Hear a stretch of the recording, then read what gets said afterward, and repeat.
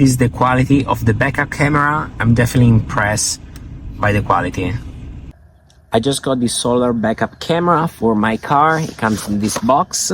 Let me show you what's inside. Out of the box, you get the instruction manual.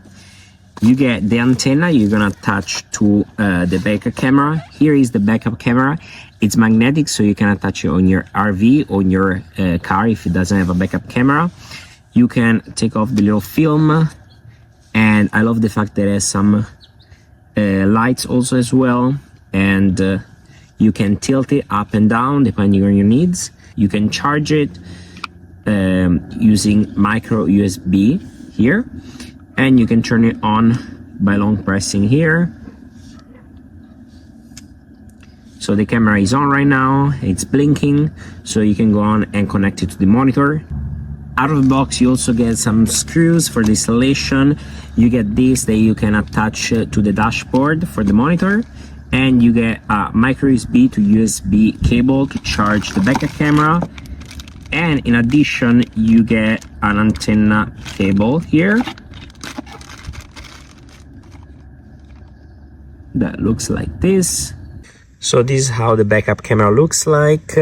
Has this little antenna that you can direction. It's super easy to install the backup camera. It's magnetic, so you can go on and move it, adjust it depending on your needs. You can also tilt it up and down, but the magnet is super strong. It's impressive. So I'm gonna go on and position it in the right way, put the antenna up, and show you how it is backing up the camera with it. To use the monitor is super easy. All you need to do is to plug it here.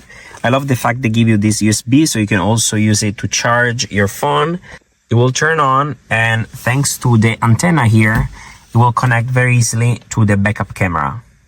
So I'm backing up right now with the backup camera, and it's very easy to use.